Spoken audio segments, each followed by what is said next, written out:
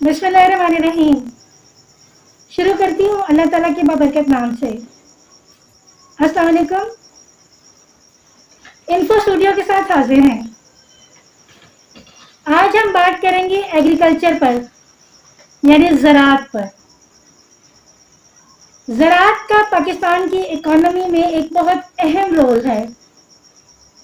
40% मजदूर डायरेक्टली या इनडायरेक्टली ज़राअत के शोबे से मुंसलिक हैं। लिहाजा ये कहना गलत नहीं होगा कि ज़राअत ही एक ऐसा बुनियादी अंसर है जो हमारी ज़िंदगी में बहुत अहम किरदार अदा करता है। हमारे मुल्क की तकरीबन 70% आबादी ज़राअत के शोबे से ताल्लुक़ रखती है। एग्रीकल्चर ही एक ऐसा बुनियादी ज़रिया है जिसके ज़रिए हम खाने पीने की चीज़ें पैदा करते हैं, और ज़राअत हमारे मुल्क की इकोनॉमी में 25% रोल अदा करती है। दूसरे शोबों के मुकाबले में 25% रोल ज़राअत अदा करती है। लेकिन बदकिस्मती से हमारे हुक्मरानों ने इस शोबे की तरफ कभी ख़ास तवज्जो नहीं दी। हमारा मुल्क, जो कि एक तरक्की पजीर मुल्क है, इसके बावजूद हमारे हुक्मरानों ने इस पर काम करने की कभी ज़रूरत महसूस नहीं की। बुनियादी ज़रूरियात ज़िंदगी यानी फूड, खाना पीना, हर इंसान की ऐसी ज़रूरत है जिसके बगैर इंसान जिंदा नहीं रह सकता। अक्सर हमको हमारे मुल्क में गंदम, चीनी, चावल की अदम दस्तयाबी का सामना रहता है, और हमें ये चीज़ें इंपोर्ट करनी पड़ती हैं, जिस पर कसीर रकम खर्च होती है। हमारे हुक्मरान ज़राअत के शोबे में ऐसी इस्लाहात लेकर आए जिससे किसानों को ज़मीन काश्त करने में आसानियाँ पैदा हों, तो ही हमारा मुल्क तरक्की की राह पर गामज़न हो सकता है। खुशकिस्मती है हमारी कि हम उस मुल्क में रहते हैं जहाँ 4 तरह के मौसम आते हैं, और हर मौसम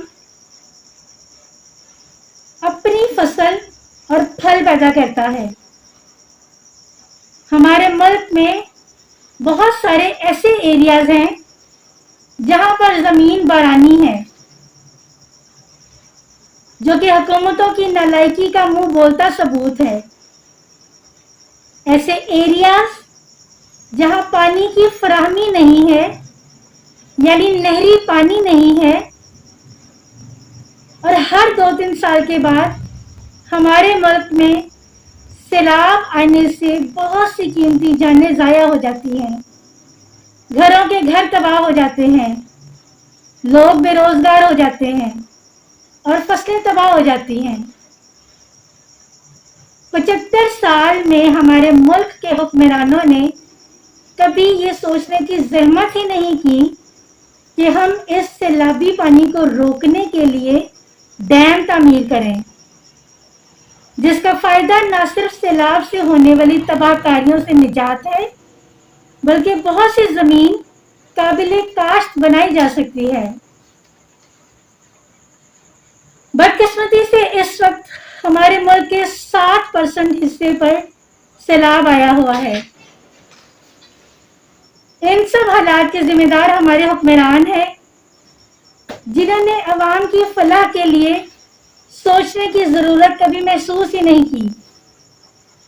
कभी आपने सुना कि किसी सियासतदान के बच्चे सैलाब की नज़र हुए हों, या उनके घर सैलाब की नज़र हुए हों? नहीं, ऐसा कभी भी नहीं हुआ।